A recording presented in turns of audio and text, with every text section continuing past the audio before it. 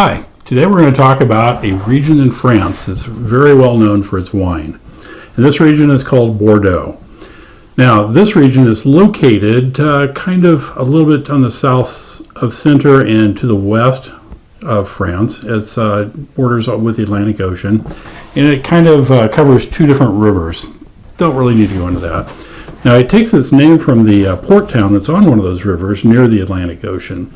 Years ago, when it was first becoming a popular wine region or area for shipping wine out, of course, the port towns were the location all the wine came to be shipped out. All right, so yeah, kind of obvious stuff, but just a little trivia there. Now, to be a Bordeaux wine, there's a number of things that are involved. First of all, it's got to be made from the right grapes. It's got to be produced in the region, and there's all these little factors that come together, and that's what we're going to talk about.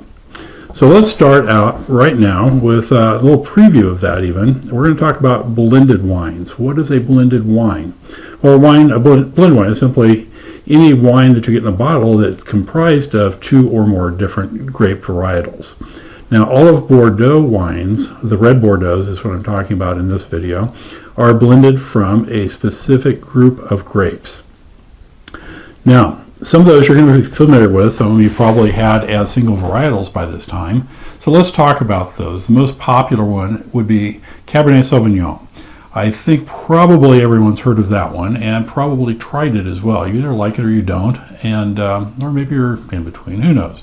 But that's one of the primary ones of the Bordeaux region, and it was didn't come from France, didn't come from Bordeaux. The varietal itself came from probably the Middle East, way back. But not going into that at this point. The key thing is it's in France now and has been in France for some years, and it's been one of their bedrock grape varietals to use for making Bordeaux wine.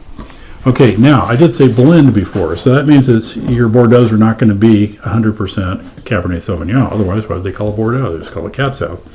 So one of the next biggest ones that is used in Bordeaux for blending is Merlot, and I'll bet you've heard of that one too. So you take the two wines, you take the two grapes rather, you ferment the Merlot, you ferment the Cabernet Sauvignon, and then after they've both been individually turned into wine, now you put them together and you have a two-grape blend. And if you were doing this in France, you would call it Bordeaux. Well, if you were in the Bordeaux region of France, you'd call it Bordeaux. Okay, so now I said before there was a group of wines. Well, altogether there's 6 possible red grape varietals used to make a Bordeaux. Cabernet Sauvignon, the first one, and then Merlot is the second one. Not in any particular order, but those are kind of the order we know them in. And the third one I'm going to talk about, you may also know because it is very common now as a single varietal, and that's Malbec. Now, Malbec is most often thought of now, as I make this video, oops, don't spill my wine there, it's coming from Argentina, but before I got to Argentina, it was a grape varietal used in the Bordeaux region of France as well as other places. So when you are in France and using a Malbec, and you're in the Bordeaux region, that is one of the grapes you can combine with the first two we talked about, which are, again, Cabernet Sauvignon and Merlot. So now we've got 3 grapes. The next two I doubt you've ever heard of. Well, you may have heard of them, but they're not real commonly known, at least not in the U.S., and you rarely see them as single varietals, though I have found both, but they're not very common. The first one of those is Cabernet Franc, and not to be confused with Cabernet Sauvignon, but Cabernet Franc. And the other one is Petit Verdot.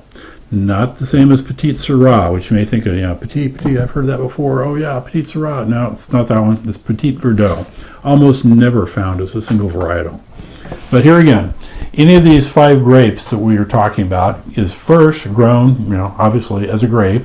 Second, it's fermented into a wine by itself. And then third, it's blended with other wines to make the final product that goes into the bottle. Now, the method for doing this can vary from one winery to the next or one vineyard to the next. So probably it depends, first of all, what are you growing? Not all vineyards are going to grow all of the grapes. Some, particularly towards the Atlantic, kind of specialize in doing just the Cabernet Sauvignon Merlot blend. So they will, in their vineyards, probably just have the 2 different grape varietals. Now, after they've been harvested, made into wine, and the wine's matured enough to consider blending, then you have probably some sort of a meeting of the wine minds in that vineyard, and they come together and they each taste separately and say, okay, this year the Cabernet Sauvignon has this characteristic and the Merlot's got this, and last year we had that and we had the other, and so forth. So they're looking at these, comparing the current vintage, the one that they're looking at, and how to blend it best to get the most impact out of it. So they might say, okay, well, before we did this much Cabernet Sauvignon and this much Merlot, I think this year, based on the taste, we need a little bit more Merlot, a little bit less Cabernet Sauvignon. Something like that. Again, how they do it, I don't know. I'm not privileged to it, but they each have their own methods of working it out. So that's key things to remember there. Each year, the blend can be a little bit different in the same vineyard or same producer of that wine. It's not always going to be the same. It's hand matched, well, hand figuratively speaking, but each year they take it and they adjust it to make just the right balance of the two grapes, or 3 or 4. Excuse me. Now, why are we blending grapes? Why not just produce, if we just did this Cab Sav here and this Merlot here, we'd have, twice the number of bottles that we could sell. Well, not necessarily the number of bottles, but 2 different labels. We could have the Cab Sav and the Merlot. We could sell 2 different types of wine. But blended, we've only got 1. Why do this? The reason for that is each of the wines has a different flavor profile, and different things happen as you drink it.